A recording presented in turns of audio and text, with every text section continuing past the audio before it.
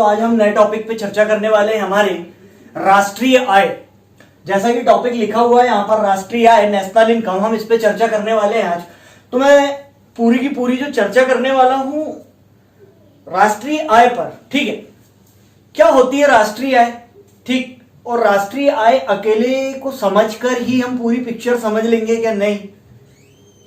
राष्ट्रीय आय को राष्ट्रीय आय बनने के लिए कितनी सारी चीजें लगती हैं, वो क्या क्या चीजें होती हैं, और ये राष्ट्रीय आय है क्या चीज। तो राष्ट्रीय आय अपने आप में एक कॉन्सेप्ट, एक अवधारणा है जो कि कोई आधुनिक जमाने की नहीं है, बहुत पुराने जमाने से क्या हुई चली आ रही है, ठीक है। तो जो कोई भी राष्ट्र होता है, कोई भी देश होता है, तो जो कोई भी राष्ट्र और देश है उसकी आर्थिक स्थिति कैसी है, ठीक है ना। तो राष्ट्रीय आय क्या है? किसी देश की राष्ट्रीय स्थिति, आर्थिक स्थिति कैसी है, ये देखने के लिए, ठीक, इसकी क्या की जाती है? गणना की जाती है, ठीक है। अब कोई भी चीज का आकलन या गणना कैसे करोगे जब तक आप उस चीज को एकत्रित नहीं करोगे। अब ये जो आंकड़ों वाली चीज है, इनको क्या करना पड़ेगा? लिखना पड़ेगा, संभाल संभाल के रखना पड़ेगा, है ना। एक समय अवधि विशेष के आंकड़ों को इकट्ठा करना पड़ेगा, जब जाके कहीं हम उस पर बात और चर्चा कर सकते हैं, कुछ एरिया पे पहुंच सकते हैं, ना। तो ये राष्ट्रीय आय जो होता है, इसका क्या किया जाता है? लेखांकन, ठीक। एक चीज हो गई राष्ट्रीय आय। राष्ट्रीय आय को क्या करना? लिखना, वो क्या हो गई? राष्ट्रीय आय का लेखांकन, ठीक। अब लिखने की कोई ना कोई विधि होगी, प्रणाली। तो एक चीज क्या होती है? राष्ट्रीय आय लेखांकन प्रणाली। 3 आइटम बोल दिया मैंने, समझ में आया? पढ़ा तो मैं यही रहा हूं, मैं आऊंगा यहीं पे, लेकिन पूरा आसपास से पहले उस चीज को तो समझ ले यार, हम पढ़ना क्या चाह रहे हैं, क्यों पढ़ना चाह रहे हैं, कैसे पढ़ेंगे। तो हर चीज की क्या होती है, हमारा शरीर भी है, इसमें बहुत सारी नसें, एक नस भी डैमेज हो जाती है ना, तो मजा नहीं आता है, फिर दर्द बना हुआ रहता है। तो आपके मस्तिष्क में दर्द ना बना रहे, इसलिए मैं पूरी नसों पे चर्चा करने वाला हूं। किसकी? इसकी, ठीक। तो मैं एक एक नस पकड़ रहा हूं, ठीक है। तो 3 चीज हो गई। तो यहां पर एक तो राष्ट्रीय आय की जो संकल्पना है, जो अवधारणा है, वो क्या है? मैंने बता चुका हूं। किसी देश विशेष की आर्थिक समृद्धि को मापने के लिए क्या करना पड़ेगा? राष्ट्रीय आय की गणना पढ़ना पड़ेगा, ठीक है। अब राष्ट्रीय आय को अकेला एकदम से ऐसे देख के नहीं समझ सकते, तो राष्ट्रीय आय को ज्ञात करने के लिए, ठीक है, कुछ कंपोनेंट्स, उसके अंग होते हैं, ठीक है, जो इस प्रकार से आपने बार बार शब्द सुने होंगे। जीडीपी, जीएनपी, एनएनपी, एनडीपी, है ना। ये सब सुने हमने? नहीं सुने? सकल घरेलू उत्पाद, सकल राष्ट्रीय उत्पाद, है ना। ये क्या होता है? तो ये पहले इन चीजों को भी समझना पड़ेगा उसके पहले। क्लियर है? यहां सब लिखा हुआ दिख रहा है। तो अब मैं बेस और बारीकी से स्टार्ट करता हूं चीज को पढ़ाना। समझ में आ रहा है ना? क्लियर हो आप यहां तक कि मैंने जितनी बातें बोला? तो जैसे राष्ट्रीय आय, वहां पे शब्द मैंने लिख दिया हूं, तो इसकी स्टार्टिंग कैसे होती है? तो नेशनल इनकम अकाउंट, ठीक है, राष्ट्रीय आय का लेखांकन, ठीक। तो एक वर्ष विशेष में किसी देश के द्वारा उस राष्ट्र में जितनी भी इनकम की गई है उसको क्या करना? लेखाबद्ध करना। यह भी दोहरी लेखा प्रणाली के अंतर्गत आता है। जैसे व्यवसाय का लेखा किया जाता है, वैसे ही एक प्रकार से समझ लो राष्ट्र का भी लेखा किया जाता है, ठीक है। तो इसकी अपनी अपनी क्या है? एक विधि, एक प्रणाली है, ठीक है। तो अब मैं इस पे चर्चा करता हूं। यहां पर ये स्टार्ट कहां से हुई कहानी? तो 17वीं शताब्दी से स्टार्ट हुई। कहां से स्टार्ट हुई? 17वीं शताब्दी से। कौन? Sir William Petty. कहां के? सर विलियम पैटी इंग्लैंड के हैं, ठीक है। और एक कौन है? बोयल गिलवर्ट, फ्रांस के। तो एक भाई कौन? बोयल गिलवर्ट, फ्रांस का, और दूसरा भाई कौन? सर विलियम पेटी। ये कहां के हो गए? आपके इंग्लैंड के। क्लियर है यहां पर? अब देखना, यहां पर जो सर विलियम पेटी है, इन्होंने क्या लेके आए? Practical arithmetical. क्या लेके आए? Practical arithmetical. उसकी बुक है, उसी में इन्होंने किसकी चर्चा की? इस राष्ट्रीय आय, नेशनल इनकम की क्या कर दी? सबसे पहली बार चर्चा कर दी, ठीक। वहीं से इसकी क्या है? व्युत्पत्ति मानी गई। इसके बाद धीरे धीरे जो राष्ट्रीय आय है, इसका लेखांकन 18वीं शताब्दी में इंग्लैंड, फ्रांस और पश्चिमी देश, भारत से पश्चिम तरफ में जाओ, उधर पे जितने पश्चिमी देश, उनकी पूरी बात कर रहा हूं मैं। इंग्लैंड उधरी तरफ, ठीक है। तो इंग्लैंड, फ्रांस और पूरी पश्चिमी देश में क्या हुई? धीरे धीरे ये प्रणाली क्या होने लगी? चलन में आने लगी, ठीक। तो मतलब स्टार्टिंग कहां से हुई है? इंग्लैंड, फ्रांस और पश्चिमी देशों से। काई की? किसने स्टार्ट किया? बता दिया मैंने। अब धीरे से क्या हुआ? अब यहां पर जो एक बहुत इंपॉर्टेंट नाम ले रहा हूं मैं, 1945 लिख के रखा हूं मैंने, साइमन कुजनेट्स, साइमन कुजनेट्स, इस नाम को ध्यान रखना है। इसी साइमन कुजनेट्स के द्वारा ये जो राष्ट्रीय आय है, राष्ट्रीय आय, इसको निकालने की 3 प्रचलित विधियां दी गई है, वो ये लिखी है। ठीक, तो इस पे मैं भी लास्ट में चर्चा करूंगा, समझेंगे, पढ़ेंगे क्या है क्यों है। ठीक है, तो 1945 में कौन, साइमन ने आया और यहां पर क्या कर दिया, विकास कर दिया। किसका विकास कर दिया, ये देखना, राष्ट्रीय आय लेखा प्रणाली। तो राष्ट्रीय आय लेखा प्रणाली, शुरू में मैंने स्टार्ट किया था जब क्या शब्द बोला था, प्रणाली। अरे यार, किसी न किसी एक फॉर्मेट में तो लिखा जाएगा ना लेखे को, तो उस प्रणाली का विकास करता कौन था, यही व्यक्ति था, साइमन कुजनेट्स। ठीक, तो साइमन कुजनेट्स के द्वारा इसका क्या कर दिया गया, विकास कर दिया। मैं वैश्विक स्तर पर बात कर रहा हूं अभी, क्या है, टॉपिक पढ़ रहे तो क्या पूरा पढ़ो, तो ही मतलब, नहीं पढ़ो क्या मतलब का, ठीक है, आधा अधूरा। ठीक, इसलिए अब आगे बढ़ते हैं यहीं से। अब देखा गया, अब ये जो संस्थानों के नाम लिखे, यूएनओ है ना, आईएमएफ और वर्ल्ड बैंक। ठीक, तो यूएनओ, आईएमएफ और वर्ल्ड बैंक, इनने तो विकास कर दिए थे इसका, लेकिन व्यवस्थित रूप किसने दिया, इन तीनों ने इसको क्या दिया, व्यवस्थित रूप दिया। और अल्टीमेट आके 1960 में एक प्रमाणिक प्रणाली का विकास किसने कर दिया, आपके यूएनओ ने। किसने कर दिया, यूएनओ ने। ठीक है, तो यहां तक के एक बेस स्ट्रक्चर रेडी कर रहा था मैं कि यार ये कहां से निकल के आ गई ये पिक्चर और क्या है और कैसी है, कि स्क्रीनशॉट मारो आप इसका। ठीक, अब इसके बाद हम कहां पे आते हैं, यहां पर वापस। अब मैं भारत पे बात करूंगा, ये जितनी चीज हुई भारत पे, क्या हुआ भारत में सबसे पहली बार, फर्स्ट टाइम, नेशनल इनकम की गणना, ये राष्ट्रीय आय की गणना सबसे पहली बार किसने जोड़ दिया, दादा भाई नौरोजी। दादा भाई नौरोजी का नाम सुने होंगे, भी हम आधुनिक भारत पढ़ेंगे जब, वहां पर भी इनका नाम आएगा। ठीक है, तो इनके द्वारा सबसे पहली बार ये परिकल्पना, संकल्पना लाई गई, कहां पर, भारत में, एक नेशनल आय शब्द की बात की गई। तो सबसे पहली बार भारत में नेशनल इनकम की गणना किसके द्वारा की गई, दादा भाई नौरोजी के द्वारा।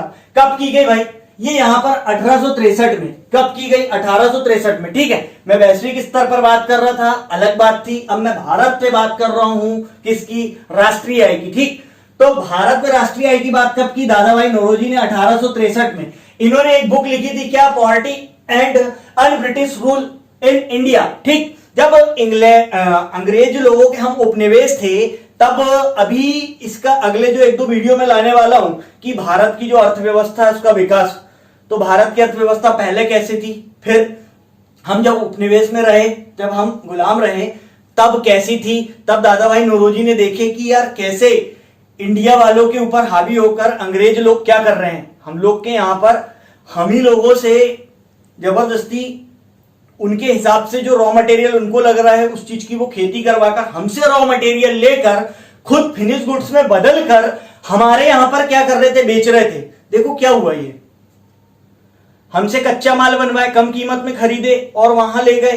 ठीक, वहां से फिर रॉ जो है पक्का माल उतर के कहां आया, भारत आया और हम ही लोग को बेच रहे।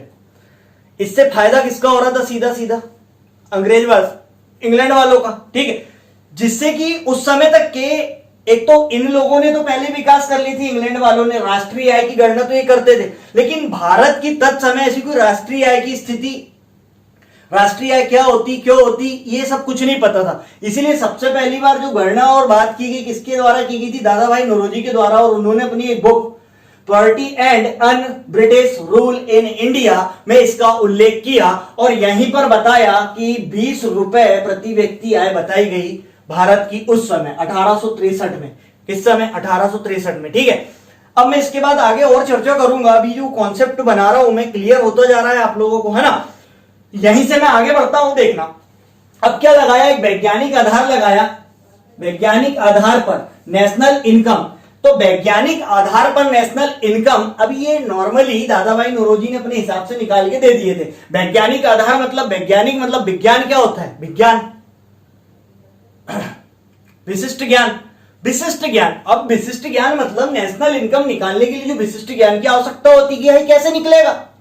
अब किसी भी देश की नेशनल इनकम निकालने के लिए 3 विधि है, उत्पादन विधि, आय विधि और व्यय विधि। इसी प्रकार से अभी मैं इस पर भी चर्चा करूंगा और क्लियरिटी आ जाएगी। तो अल्टीमेट शब्द क्या है वहां पर, वैज्ञानिक आधार पर। यदि सबसे पहली बार कब, तो 1931-32, कब का पीरियड, 31-32 के पीरियड में। कौन, VKRV राव, VKRV राव, याद रखना ये नाम, VKRV राव के द्वारा 1931-32 में सबसे पहली बार वैज्ञानिक आधार पर नेशनल इनकम की गणना क्या करके की गई। क्लियर है यहां पर।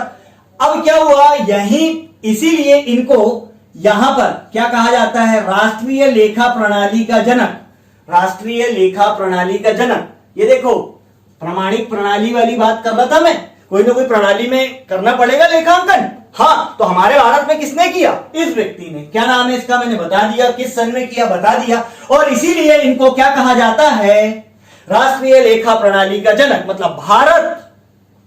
क्लियर है, भारत के कौन, विश्व के कौन, फिक्स, ठीक। हाँ, अब इसी के बाद और नीचे आए हम, यार इस पे और इसको गति देने के लिए, विकास करने के लिए इस पे और बातें की गई। तो क्या किया गया, आगे चल के राष्ट्रीय आय समिति का गठन कर दिया गया। किसका गठन कर दिया गया, राष्ट्रीय आय समिति का गठन। किसके, प्रोफेसर पीसी महालनोबिस की अध्यक्षता में। किसकी अध्यक्षता में, प्रोफेसर पीसी महालनोबिस की अध्यक्षता में 1949 को, ठीक है, किसकी गणना कर दी गई, राष्ट्रीय आय समिति की गणना कर दी गई। ठीक, अब धीरे धीरे भारत में इसका क्या हो रहा है, विकास हो रहा है। क्लियर। अब क्या हुआ देखना, यहीं से इस समिति के गठन के बाद राष्ट्रीय लेखा प्रणाली संरचना, राष्ट्रीय लेखा प्रणाली की संरचना कैसे होगी, कैसी होगी, तो ये किसके बाद, इस समिति के गठन के बाद राष्ट्रीय लेखा प्रणाली संरचना का विकास हुआ। किसका, संरचना। तो संरचना कब डेवलप हुई, 1949। क्लियर है, राष्ट्रीय लेखा प्रणाली आ कब गई थी, 31-32। देखो टाइम पीरियड देखो। क्लियर। अब यहां से आगे बढ़ो तो यहीं पर क्या कर दिया गया, स्थापना कर दी गई राष्ट्रीय आय समिति की गठन के बाद। किसकी स्थापना कर दी गई, केंद्रीय सांख्यिकी संगठन, CSO। किसकी, केंद्रीय सांख्यिकी संगठन की स्थापना कर दी गई। ठीक है, और एक और NSO, ठीक है, इसको भी रखो अभी। ठीक, अब ये केंद्रीय सांख्यिकी संगठन CSO 1951 में क्या कर दिया गया, 2 मई 1951 को गठित कर दिया गया। ठीक, और इसको एक काम दिया गया कि भैया लो क्या करो, तुमको राष्ट्रीय आय के संबंध में जितने भी पक्ष हैं उन सभी का काम किसको करना है, केंद्रीय सांख्यिकी संगठन। ठीक है, सेंट्रल स्टैटिस्टिक्स ऑर्गेनाइजेशन। क्लियर। 1951 में इसकी स्थापना हुई, इसका हेडक्वार्टर नई दिल्ली में है। क्लियर है। हाँ, कमेंट करके बताएंगे इसके वर्तमान प्रमुख कौन है। ठीक, आगे बढ़ो यहीं से। अब इसके जो सहायक संगठन है वो कौन है, NSSO। कौन है, NSSO। इसका एक सहायक संगठन है। चलो बीच में आ रहा था तो वो भी बता दो, इसलिए मैंने बता दिया। क्लियर। हाँ, तो राष्ट्रीय सांख्यिकी आयोग। अब क्या हुआ, समिति का गठन हुआ, फिर स्थापना किसकी हुई, केंद्रीय सांख्यिकी संगठन की। ठीक है, और इसी के बाद राष्ट्रीय सांख्यिकी आयोग का गठन कब किया गया, सन 2000 में। कब किया गया, 2000 में। किसकी अध्यक्षता में, सी रंगराजन की अध्यक्षता में। तो सी रंगराजन की अध्यक्षता में सन 2000 में राष्ट्रीय सांख्यिकी आयोग का क्या कर दिया गया, गठन कर दिया गया। कर दिया गया। Picture clear. तो यहां तक की कहानी कुछ इस प्रकार से थी, समझ में आ गई पिक्चर। अब क्या हुआ, अब राष्ट्रीय आय की बात करना है तो उसके कुछ जो अंग है उन पे चर्चा करनी बहुत जरूरी है। जैसे कि यहां पर आपने पढ़ा होगा GDP, GNP, NNP, NDP, NI, है ना। हाँ, ठीक। तो ये क्या चीजें होती हैं, कैसे होते हैं और क्या होते हैं। ठीक, तो मैंने शुद्ध शब्दों में लिख दिया हूं। अब आप क्या करो, सबसे पहले एक स्क्रीनशॉट इसका मार दो। ठीक है, और यहां तक वीडियो रोक के आपने जो कुछ भी पेन कागज लेके बैठे हो, ठीक, उतनी पहले की पहले चीजों को क्या कर लो, मेंशन कर लो। ठीक है, उतना की उतना रिवाइज करना। उसके बाद देखो, अब मैं यहाँ एक एक चीज जो बताऊंगा, ठीक, जैसे मेरा एक बता के कंप्लीट होता है मैं तो आगे कंटिन्यू करूंगा। आपको क्या करना है, वहां वीडियो को पोस्ट करना है। ठीक, देखो आपका डाटा बचाने के लिए बता रहा हूं मैं। ठीक, वीडियो पोस्ट कर दोगे, फिर जितनी चीज मैंने बताया उसको एक रिकॉल मारना, एक रिवाइज मारना, तुरंत उसके बाद ही पढ़ना। ठीक, ये बहुत अच्छा रहेगा आपके लिए, आपका डाटा भी बचेगा। ठीक है, तो आगे बढ़ाता हूं मैं। ठीक, नहीं तो बाद में तो देख ही सकते डला। ठीक, आइए। GDP, gross domestic product, GDP gross domestic product. GNP, ठीक है, ग्रॉस नेशनल प्रोडक्ट। क्लियर है, दोनों शब्दों को पहले समझ लो। वहां ऊपर डी है और नीचे एन है, ये डी है, यहां पर एन है। इसको पहले समझना है जीडीपी क्या होता है, ग्रॉस डोमेस्टिक प्रोडक्ट। सकल, ग्रॉस मतलब सकल, डोमेस्टिक मतलब घरेलू, है ना, प्रोडक्ट मतलब उत्पाद, ठीक। सकल घरेलू उत्पाद लिख लिए। अब देखो, किसी देश की घरेलू सीमा के अंदर एक वित्त वर्ष में, लिखा हुआ वहां पे मैंने, एक वर्ष में उत्पादित अंतिम वस्तुओं व सेवाओं का मौद्रिक मूल्य, सुन लिए, समझ गए, है ना। मैं मिटा रहा हूं समझाने के लिए। तो किसी देश की सीमा के अंदर, ठीक। घरेलू शब्द क्या होता है, घरेलू से मतलब घर के अंदर। अब घर यहां पे क्या होगा, हम भारत की भारतीय अर्थव्यवस्था पढ़ रहे हैं, तो भारत क्या हो गया, एक घर। उस भारत का घर, ये भारत है, भारत, ये भारत की सीमा, पक्का। तो वही बोल रहा है, किसी देश, हमारा देश भारत की घरेलू सीमा के अंदर एक समय दिया, एक टाइम पीरियड दिया। अरे यार कैसे निकालोगे, एक टाइम पीरियड तो होना, हाँ होना, तो कितना रहता है। देखो हम फाइनेंशियल ईयर लेते हैं 1 मार्च से 31 अप्रैल तक का, सॉरी 1 अप्रैल से 31 मार्च तक का, है ना। तो वही एक फाइनेंशियल ईयर में, तो एक वर्ष में, किसमें, एक वर्ष में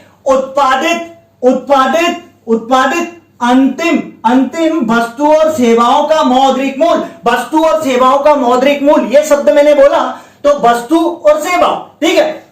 यहां क्या हो रहा है, वस्तु उत्पादित हो रही है और सेवा उत्पादित हो रही, इसका मौद्रिक मूल्य। अब देखो, अरे यार मेरे जेब में 100 का नोट है, सबके जेब में 100 का नोट है। अब ऐसे जितनों के जेब में नोट ही नोट है, ठीक है, नोट क्या हो गया, नोट है कि अब कितने लोग के पास कहां कितना बग रहा है। इससे आप किसी देश की आय ऐसी निकाल नहीं सकते, लेकिन यह जरूर कर सकते हो कि पूरे देश में एक वर्ष के अंदर कितनी वस्तु उत्पादित हुई और कितनी सेवा उत्पादित हुई। इससे क्या कैलकुलेट कर सकते हो, जीडीपी, सकल घरेलू उत्पाद, एक वर्ष के अंदर एक देश में, ठीक है, पूरी की पूरी ओवरऑल चीज आ जाएगी। क्लियर है। जब ऐसी परिभाषा दी हो तो इसका मतलब क्या है, वो सकल घरेलू उत्पाद, gross domestic product. Picture clear है ना। तो जैसे ही किसी देश में घरेलू सीमा के अंदर एक वित्त वर्ष में अंतिम वस्तु, स्टार्ट ईयर से एंड ईयर तक के बीच में जितनी भी वस्तु और सेवा उत्पादित होगी, जितनी भी होगी, उसका बाजार मूल्य जो होगा, उत्पादित मौद्रिक मूल्य तो, लेकिन कैसा वाला, मार्केट प्राइस, एमपी, क्या एमपी, घर में उक्के जितनी की हो रही नहीं, उस प्रोडक्ट की वैल्यू मार्केट में कितनी है, उस प्रोडक्ट की वैल्यू मार्केट में कितनी है, तो मार्केट प्राइस पर, किस पर, मार्केट प्राइस पर निकलेगा, ठीक। तो मार्केट प्राइस जो होगा उसका उन दोनों वस्तु और सेवाओं का पूरे वर्ष भर में, वो सब निकल के क्या हो जाएगा, हमारा जीडीपी। क्या क्लियर है यहां पर, जीडीपी, ठीक है। देखो मैं ये जो चीज बता रहा हूं ये बहुत बड़ी पिक्चर है, यदि ये और आगे की चीज समझना है उसको समझने के लिए, क्लियर है, ठीक। अब आगे बढ़ो, यहीं पे क्या लिखा है, जीएनपी, क्या लिखा है, जीएनपी, ठीक। क्या होता है इसका फुल फॉर्म बताओ, ग्रॉस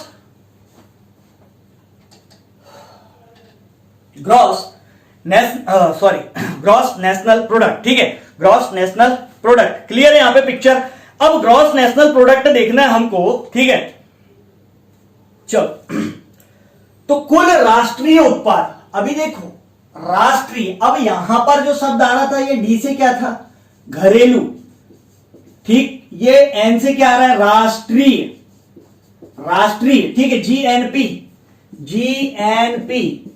ठीक, ग्रॉस नेशनल प्रोडक्ट, ठीक, सकल राष्ट्रीय उत्पाद, इसको बस पकड़ो, राष्ट्रीय उत्पाद, पिक्चर देखना। अब यहां पे सुनना पूरी बात ध्यान से, यहां पे पूरी की पूरी यही परिभाषा आएगी जो ऊपर वाली है, उसमें कुछ ऐड होगा और कुछ माइनस होगा, कुछ ऐड करेंगे और कुछ माइनस करेंगे, बस यहां वही ध्यान रखना है क्या ऐड हो रहा है और क्या माइनस हो रहा है, ठीक।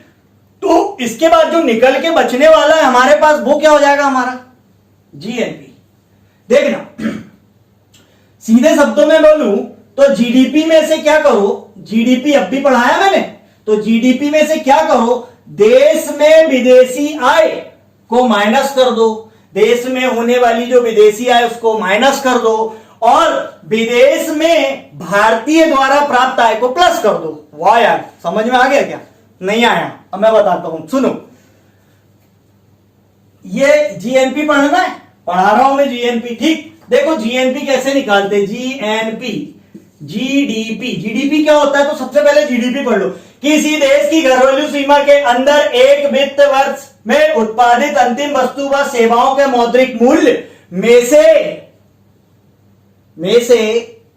देश में विदेशी आय, अरे देश में विदेशी आय, पिटबुल टकला आया और प्रियंका गई। सुनना, अरे वो पिटबुल का गाना नहीं आया था क्या, टकला सा है? तो पिटबुल आया इंडिया, अब इंडिया आके उनने गाना गाया, अब गाना गाया तो उसने इंडिया से पैसा कमाया, तो इंडिया में उस व्यक्ति ने भी तो पैसा कमाया, लेकिन कैसा कमाया? तो देश में विदेशी आय हुई। अरे उसकी आय हुई ना, वो उनने गाया उनने कमाया, तो इसकी उसकी आय को क्या करो, माइनस। समझ में आ रहा? और देखो प्रियंका गई, वो एक सीरीज बनाई थी उनने अभी विदेश में, वहां पर उसको प्राप्त हुई इनकम, वो वाली इनकम जो प्रियंका चोपड़ा को प्राप्त हुई विदेश में भारतीय द्वारा प्राप्त आय, उस आय को प्लस कर दिए, प्लस। तो पिटबुल की माइनस और प्रियंका की प्लस। समझ में आया?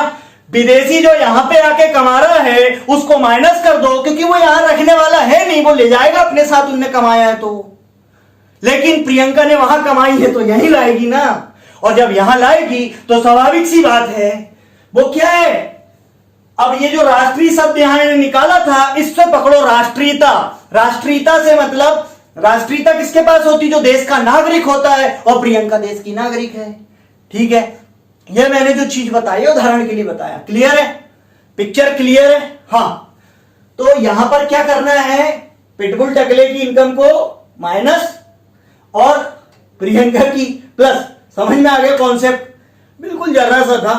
हाँ, जब ऐसा कर दोगे आप जीडीपी में, अभी तक मैंने जीडीपी में क्या बताया था, सिर्फ घरेलू सीमा के अंदर, जब घरेलू सीमा के अंदर एक वित्त वर्ष में वस्तु और सेवाओं का मौद्रिक मूल्य निकल रहा था, वो जीडीपी था। और उसी में मैंने क्या किया, विदेशी की इनकम घटा दिया और विदेश में प्राप्त भारतीय की इनकम जोड़ दिया। ये दो चीज नहीं हुई, अब हो गया यार, मजा आ गया होगा तुम लोग को। ठीक है, अब आओ नीचे। ये दोनों हो गए, ब्रेक मारो गाड़ी पे, दोनों को पढ़ो, पढ़ लिए होगे, आगे बढ़ो। ठीक, अब देखो क्या लिखा है, एनएनपी। क्या लिखा है? एनएनपी। ठीक, अब एनएनपी पढ़ते हैं हम, आगे बढ़ो।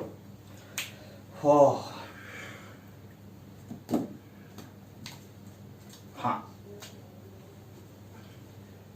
Net national product, net national product, net national product, है ना? शब्द दिख रहा है, कुछ मत करो, ये जीएनपी अब भी पढ़े। जीएनपी कैसा निकाला मैंने?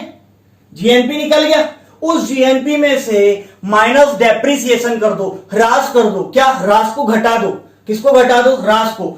जैसे ही आप ह्रास घटाओगे, ये ह्रास डेप्रिसिएशन को घटाओगे, मतलब क्या है, जितने भी वस्तु सेवा ये सब हम उत्पादित कर रहे हैं, उसमें हमारा जो कुछ भी ह्रासमेंट हो रहा है, ठीक है, जितना भी ह्रास हो रहा है उसकी राशि को हम क्या कर दें, डिडक्ट कर दें।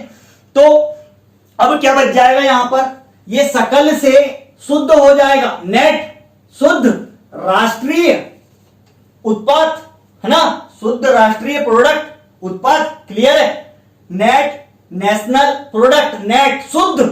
शुद्ध किसको कहोगे भाई? अरे यार, तुमने कोई मशीन लाए थे 10,000 रुपए की, उसमें माल बनाया तुमने 20,000 रुपए का, लेकिन तुम्हारी 2,000 रुपए की मशीन भी घिस गई ना।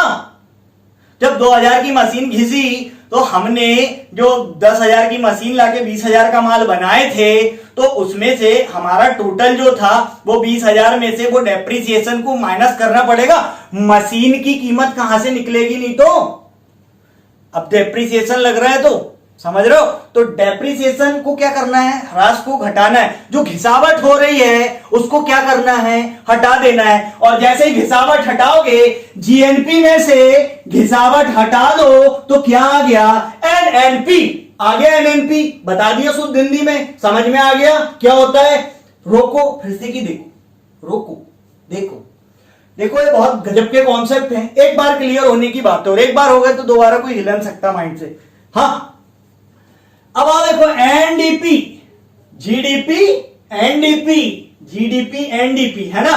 बस जैसा यहां पर किए थे वैसे यहां कर दो। क्या कर दो, जीडीपी में से डेप्रिसिएशन को माइनस कर दो। जीडीपी में से डेप्रिसिएशन को माइनस कर दो।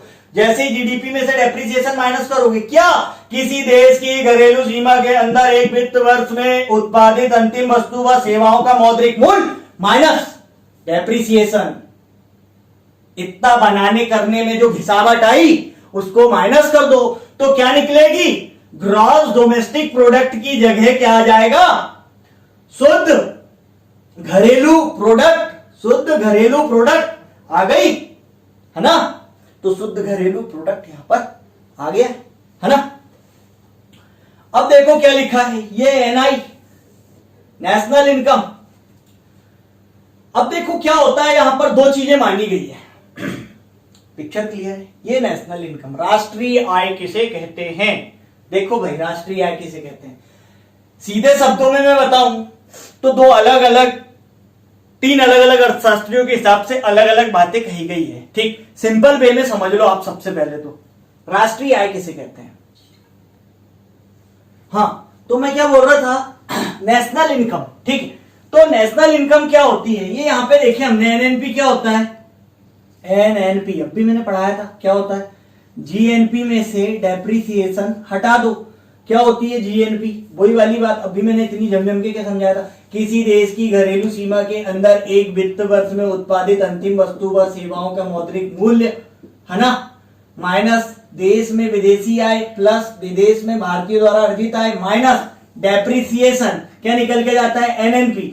ये जो है शुद्ध राष्ट्रीय प्रोडक्ट, यही क्या है, शुद्ध राष्ट्रीय प्रोडक्ट ही क्या है, शुद्ध राष्ट्रीय प्रोडक्ट, शुद्ध राष्ट्रीय उत्पाद, यही क्या है, नेशनल इनकम है, राष्ट्रीय आय है। ये अभी और क्लियर होगा, थोड़ा आगे रुक के चलना है यहाँ पे, है ना, समझ लो। लेकिन कुछ अर्थशास्त्रियों का कहना है एक संकुचित शब्दों में कि यार इनडायरेक्ट टैक्स माइनस कर दो उसमें से, तब जाके तुम्हारी नेशनल इनकम निकलती है। लेकिन ये क्या है, एक संकुचित परिभाषा है, संकुचित शब्द है। ठीक है, यदि ऐसा किया जाए तो ठीक, एक चीज ये हो गई।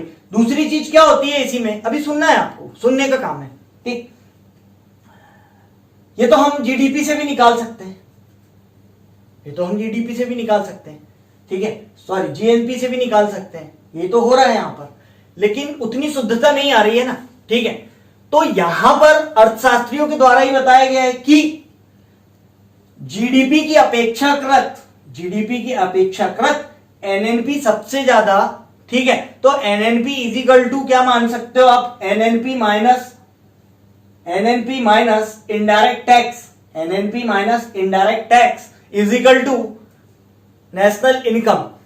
ऐसा क्यों मानने बोल रहे हैं, यदि आपको किसी अन्य देश से तुलनात्मक अध्ययन करना है, और जब तुलनात्मक अध्ययन किया जाएगा तो शुद्ध बात की जाएगी, एकदम नेट की बात करना है, तो नेट तो इसी से निकल के आ रहा है। देखो मैं पूरे की पूरे फॉर्मूला बेस्ड करके बता रहा हूं, चीजें की समझ में आ जाए। पिक्चर क्लियर है ना यहां पर। ठीक, अभी इस पे हम और चर्चा करने वाले हैं, यहां पर और क्लियरिटी आएगी। ठीक है, चलो, व्यक्तिगत आय एक क्या होती है, अगली चीज देखो यहां पर क्या लिखा हूं मैंने, व्यक्तिगत आय, पर्सनल इनकम, और नीचे क्या लिखा हूं मैंने, प्रति व्यक्ति आय, पर कैपिटा इनकम। ठीक, पर कैपिटा इनकम के हिसाब से वर्ल्ड बैंक के द्वारा, है ना, आय आधार पर देशों को वितरित किया गया है, उच्च आय वाले, निम्न आय वाले, मध्य आय वाले देश। ठीक है, प्रीवियस वीडियो में मैंने पूरी डिटेल चर्चा की थी, पर कैपिटा इनकम प्रति व्यक्ति आय के आधार पर, क्लियर है।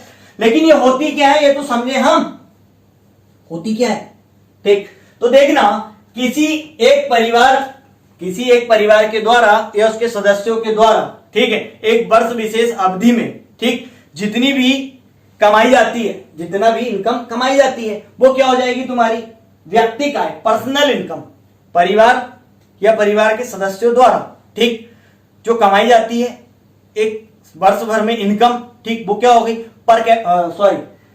पर्सनल इनकम की कैटेगरी में आपकी वो क्या हो जाती है, आ जाती है। अब व्यक्तिगत आय में क्या होता है, सिंपली यहां पर व्यक्तिगत आय में क्या घटाना पड़ेगा, यदि सामाजिक सुरक्षा पे अंशदान और टैक्सेस, जैसे कोई व्यक्ति और परिवार का जो सदस्य है, जितने भी लोग हैं, उन लोगों ने इनकम कमाया, उसमें से क्या डिडक्ट कर रहे हो, यदि आपको कोई अंशदान मिला है गवर्नमेंट की तरफ से, ठीक है, तो उसको सामाजिक सुरक्षा अंशदान दिए हो, तो उससे क्या हो जाएगी, समाज की सुरक्षा के लिए आपने कुछ अंशदान किए हो, तो आपकी इनकम में से वो कम हुआ कि नहीं हुआ, ठीक है, और आपने टैक्स वगैरह दिए, ठीक, तो वो भी कम होगा। तो वो सब चीजों को हटाने के बाद जो बचती है व्यक्ति के पास, वो क्या कहलाएगी, आपकी व्यक्तिगत इनकम, पर्सनल इनकम, ठीक है। अब प्रति व्यक्ति आय, यहां पर क्या शब्द आ रहा, प्रति व्यक्ति आय, पर कैपिटा इनकम, ठीक। अब पर कैपिटा इनकम पे बात करेंगे हम, क्या होती है पर कैपिटा इनकम निकालने का एक सीधा सा फॉर्मूला है, सीधा सा फॉर्मूला, ठीक, कि यार पर कैपिटा इनकम क्या होती है, ठीक, देश, जो भी देश की निकालना है, ठीक। अब तो हम हमारे देश की बात करें तो आप सीधे सीधे क्या करो ये चाहिए, उसके लिए क्या चाहिए, राष्ट्रीय आय, राष्ट्रीय आय, कुल राष्ट्रीय आय कितनी चाहिए, कुल राष्ट्रीय आय बटे उस राष्ट्र की जनसंख्या, मार दो भाग, और भाग मारने के बाद जो भागफल आएगा वही क्या हो जाएगी, प्रति व्यक्ति आय, ठीक। अब प्रति व्यक्ति आय कैसी है, उससे उस देश की समृद्धि, प्रति व्यक्ति आय से देश की आय में वृद्धि होती है, इसीलिए तो वर्ल्ड बैंक वैसी रिपोर्ट जारी करता है ना। हाँ, अब यहां पे मैं क्या बोल रहा हूं, ध्यानपूर्वक सुने। तो प्रति व्यक्ति आय कैसे निकलेगी, कुल राष्ट्रीय आय अपॉन क्या डाल दो आप यहां पर, उस देश की जनसंख्या, ठीक। जैसे ही आपने ये डाले यहां पर, तो कुल जनसंख्या इज इक्वल, बचा जो हाथ पे भागफल आया वो क्या हो गई आपकी per capita income. Picture clear हो गई ना यहां पर। तो जरूरत किसकी, हमको अल्टीमेटली राष्ट्रीय आय तो चाहिए ही चाहिए ना। चलो यहां पर कुछ दो तीन चीज बताता हूं मैं। अभी मैंने दादा भाई नौरोजी में बताया था 1863 में जब आकलन किया गया था, जब हम उपनिवेश थे इंग्लैंड के, तब ब्रिटेन के, तब 20 रुपए प्रति व्यक्ति आय थी हमारी, ठीक है। तो 1951 में 200 कितने रुपए, 39 रुपए प्रति व्यक्ति आय थी हमारी, 239 रुपए प्रति व्यक्ति आय, बापरे, ठीक है। अब यही क्या हुआ, अभी मैं आगे की बात करता हूं यहीं पर, ठीक है। 18-19 की बात करूं मैं, 2018-2019 ये जो चल रहा है ये अपना, है ना। और इसके बाद क्या लगेगा हमारा 19-20, ठीक। तो 7 जनवरी 2020 की रिपोर्ट पे बात कर रहा हूं मैं, ये वाली, ठीक। 18-19 और 19-20 की, क्लियर है।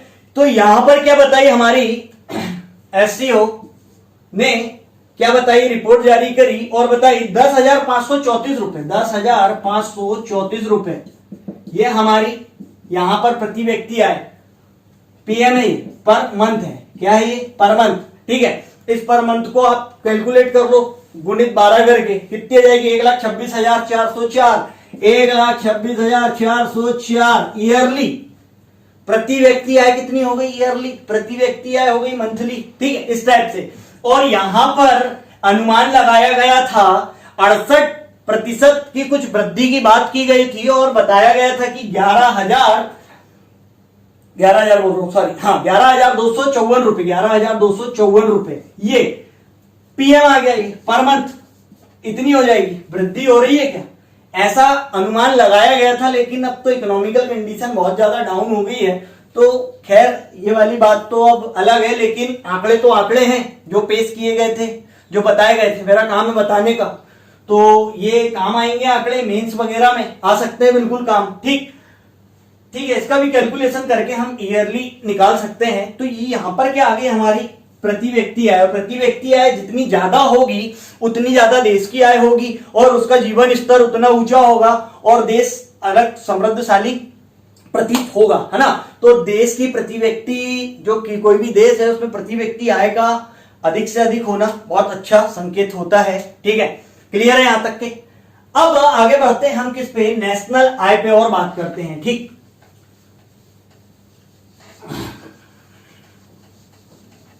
देखिए आगे यहां पर एनडीपी, देख राष्ट्रीय आय निकालने की प्रचलित विधियां। ठीक, अब राष्ट्रीय आय कैसे निकलेगी?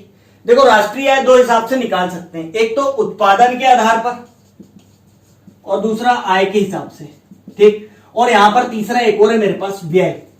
मतलब मुख्यतः प्रमुखतः तीन बात कही गई। कितनी बात कही गई? तीन। कौन कौन सी? उत्पादन आधार, आय आधार और व्यय आधार। ठीक, मतलब कोई भी एक जो देश है वहां पर एक वर्ष विशेष में जो वस्तु उत्पादित हो रही है और सेवा उत्पादित हो रही है उसका अंतिम मौद्रिक मूल्य उसके हिसाब से निकाल लोगे।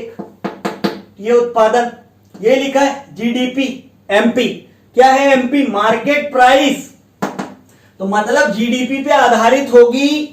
मैंने बोला था राष्ट्रीय आय निकालने के अंग, इसके बिना काम ही नहीं है। क्यों? इसीलिए तो उत्पादन आधारित होगी। यदि किसी राष्ट्र की आय उत्पादन के आधार पर निकाल ली जाए तो वो क्या होगी? जीडीपी पे फिक्स होगी। कैसी होगी? जीडीपी पे। कैसे निकालना पड़ेगा? ये मापना पड़ेगा कि उस देश विशेष में एक घरेलू मार्केट प्राइस कितना था उसका एक वर्ष में। तो आप क्या कर लोगे? पूरा एक वर्ष का देश का जोड़ लो, निकल क्या जाएगा। ठीक है ना? क्लियर है यहां पे? ठीक, मैं इस पे, ये बहुत और ब्रॉड है, इस पे मैं ज्यादा और डीप नहीं जाता क्योंकि हमारे काम का जितना है मैं उतने पे ही बात करके आपको समझा सकूं, इतना काम करना है। अगली बात क्या आई हमारी? यहां पर नीचे बात करते हैं हम। देखो नेशनल डोमेस्टिक प्रोडक्ट, ठीक है, वो सॉरी नेट डोमेस्टिक प्रोडक्ट, ये नेट डोमेस्टिक प्रोडक्ट एनडीपी है ना। तो क्या करें? GDP minus dep is equal to क्या आया हमारा? एनडीपी। ठीक है, एनडीपी। अब यहां पर क्या लिखा हूं मैंने, देखना आपका एफसी। क्या लिखा है ये? एफसी। यहां एमपी लिखा था मार्केट प्राइस, यहां क्या लिख रहा है? एफसी। एफसी मतलब क्या होता है यहां पर? Factor income. कौन सी income? Factor income. Factor income देखना है यहां पर। नेट डोमेस्टिक प्रोडक्ट, आय। कौन सी विधि? आय विधि। देखना आय क्या होगी। पूरी पिक्चर उत्पादन पे टिकी हुई है। एक मैं उत्पादन पे भी वीडियो दूंगा आप लोगों को, क्योंकि मैं चाहता हूं कि समझ और विकसित हो। आप लोग भी चाहते हो यदि चाहिए उत्पादन पे, क्योंकि उत्पादन भी एक अच्छा फैक्टर है कि उससे संबंधित जो चीजें हैं, संकल्पनाएं, जो अवधारणाएं और जो इस पे कॉन्सेप्ट वर्क करता है। खैर मैं काम तो यहीं पे कर दूंगा वाला भी, लेकिन फिर भी वो एक अलग ही चीज है, उस पर और मजा आ सकता है। चाहिए होगा तो नीचे डिमांड पे ही आएगा वो, नहीं तो आगे की सीरीज चलेगी। ठीक, हाँ। तो क्या होता है यहां पर? क्या हो रहा है? एनडीपी मतलब वस्तु और सेवा उत्पादित तो हो ही रही है, लेकिन डेप हट रहा है उससे, है ना। जब जाके क्या मिल रहा है हमको? एनडीपी मिल रहा है। तो जब कोई वस्तु और सेवा उत्पादित करना होता है तो उसके लिए क्या लगते हैं? साधन। क्या लगते हैं? सोर्स। साधन, सोर्स लगते हैं। तो कोई भी वस्तु और सेवा को उत्पादित करने के लिए क्या लगेगा? भूमि, श्रम, पूंजी। भूमि, श्रम, पूंजी, है ना। और ये जो काम करेगा ये वाला, उसको क्या कहते हैं? उद्यमी, है ना, एंटरप्रेन्योर। ठीक है, तो उद्यमी। तो लैंड लगेगी, हाँ, श्रम लगेगा, मजदूर लगेंगे, कैपिटल लगेगी, उद्यमी लगेगा, एंटरप्रेन्योर लगेगा। ये चार होते हैं किसी भी उत्पादन के साधन। और जैसे ही किसी साधन, ये साधन जब भूमि चाहिए तो भूमि के लिए क्या दोगे? लगान। श्रम को क्या दोगे? मजदूरी या वेतन। पूंजी को क्या दोगे? ब्याज। नहीं दोगे क्या? अरे ये उद्यमी, तुम इतना काम कर रहे हो, उत्पादित कर रहे हो, तो तुम क्या लोगे? लाभ। अरे बाप रे, ये जो चीज होती है, इसी को क्या कहते हैं? Factor income. क्या कहते हैं? फैक्टर। ठीक है, इनकम। ठीक, अब यहां पर फैक्टर कॉस्ट क्या होती है? ये फैक्टर, ये लग रहे हैं फैक्टर, वर्क कर रहे हैं ये वाले, तो ये क्या हो गए हमारे? फैक्टर, साधन। ठीक, इन लोगों के द्वारा, मतलब इन लोग पर जो भी जितनी भी इनकी आय होगी, या तो इनको जोड़ लो। अब पूरे देश में एक वर्ष विशेष में जितने बार भी ऐसा किया गया हो उसको इकट्ठा करके जोड़ लो। अब इकट्ठा करके जोड़ने के बाद जो आएगा उसके थ्रू पूरे एक देश की क्या निकल जाएगी, नेशनल इनकम। क्या क्लियर हो आप यहां पर? नेशनल इनकम निकल गई है ना, ठीक है। तो जैसे ही इन लोग को जितना भी आपने क्या किए भुगतान ये में आपने किए, मतलब आप अभी अपने आप को देश मान लो, पूरे देश ने मिलकर ये काम किया, और इस भुगतान की जो गणना होगी वो क्या हो जाएगी, आय विधि से आपकी राष्ट्रीय आय की गणना हो जाएगी। पिक्चर क्लियर है? व्यय वही जीडीपी पर मतलब बाजार मूल्य पर देखना है यहां पर, वही मौद्रिक मूल्य।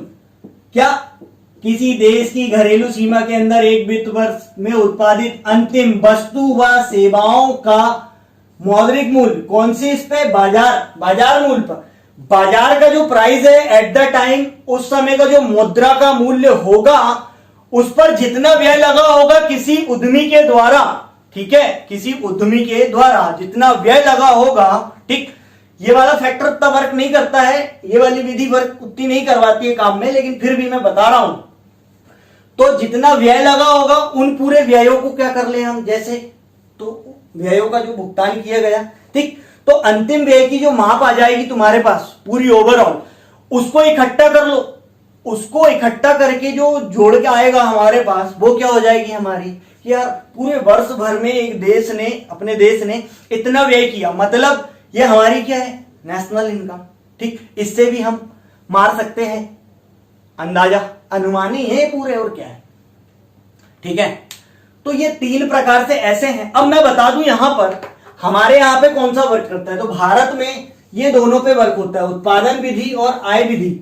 उत्पादन विधि और आय विधि इन दोनों के सम्मिश्रण पर वर्क किया जाता है, ठीक है, ठीक। पिक्चर क्लियर है? यहां पर इस पे काम नहीं करते हैं, किस पे काम करते हैं, इन दोनों पर। फिक्स है? समझ में आया? ठीक। अब ये राष्ट्रीय आय निकाल के कर क्या ले रहे हैं, क्या कर ले रहे हैं, क्यों जरूरी है, मतलब क्या लाभ है, क्या इंपॉर्टेंस है राष्ट्रीय आय, स्क्रीनशॉट मार दो, समझ लिए। हाँ चलो अब इसके महत्व पे भी चर्चा कर लेता हूं मैं। क्यों चर्चा करना है महत्व पे, आय के लिए निकाल रहे भैया इतनी देर से हम लोग। तो कोई भी राष्ट्रीय आय का क्या लाभ है, आर्थिक प्रगति का सूचक होती है किसी देश की, आर्थिक प्रगति की सूचक सबसे पहली चीज, ठीक है। तो आर्थिक प्रगति की सूचक, ठीक। अब यहां और होता क्या है, एक तो स्थिर मूल्य होता है, ठीक है, और एक होता है हमारा क्या, चालू कीमत। तो स्थिर कीमत और चालू कीमत, स्थिर और चालू, इन दो कीमतों के हिसाब से हम क्या कर सकते हैं, यहां पर भी चेक कर सकते हैं। अब हमको क्या मानना पड़ेगा, आधार वर्ष। आधार वर्ष, पहले हम राष्ट्रीय आय का जो आकलन करते थे किस आधार वर्ष पे करते थे, ठीक है। तो बहुत पहले की बात करूं तो 4-5 था, 4-5 के बाद यहां पर 11-12 हुआ, और अभी लेटेस्ट जो चल रहा है हमारा 16-17, जो आधार वर्ष मान के रखे हमने 16-17, मतलब उस आधार वर्ष से हम क्या करते हैं, इस ईयर का कंपेयर करते हैं, और कंपेयर करने के बाद क्या करते हैं हम, तो ये क्या हो गई हमारी स्थिर के हिसाब से, ठीक। अब वर्तमान एक चालू के हिसाब से भी किया जा सकता है, ठीक है, लेकिन इस पे क्या होगा, ये जो चालू वाली है, चालू के हिसाब से हम देखेंगे तो इस पे क्या होगा, एट द टाइम का जो बाजार पे जो कीमत होगी उससे क्या होगा, प्रवाह ज्यादा होगा। तो यहां से हम एग्जैक्टली जो विकास होना चाहिए उसका हम आभास अनुमान नहीं लगा सकते, लेकिन हम इसके थ्रू, स्थिरता के थ्रू क्या है, लास्ट ईयर से इस ईयर का पूरा होने के बाद हम क्या कर सकते हैं, मेजरमेंट करके नाप सकते हैं, चेक कर सकते हैं, ठीक है। तो इस प्रकार से तो अल्टीमेटली राष्ट्रीय आय का जो लाभ है वो क्या लाभ है निकालने का, कि यार आर्थिक प्रगति दिखा सकता है ये, ठीक है। और विभिन्न प्रकार की ऐसी चीजें हैं जिनसे हम इसको और अच्छे से समझ सकते हैं। अब वैसे भी यहां तक के जो इंपॉर्टेंस थी टॉपिक की मैंने कवर अप कर दिया है, ठीक है। और जैसे मैंने बोला उत्पादन फैक्टर पे आपको पूरा की पूरा एक अच्छा टॉपिक कंप्लीट चाहिए तो मुझे बताइएगा, मैं तभी दूंगा, नहीं तो मैं आगे वर्क करूंगा इसके। ठीक ठीक है, तो यहां तक का वीडियो कैसा लगा मुझे कमेंट्स करके जरूर बताएं, अपने आसपास सभी लोगों से शेयर करें। ठीक, तो मिलते हैं अपन नेक्स्ट वीडियो में। लाइक करें, सब्सक्राइब करें, शेयर करें। Thank you so much, ta-ta bye bye.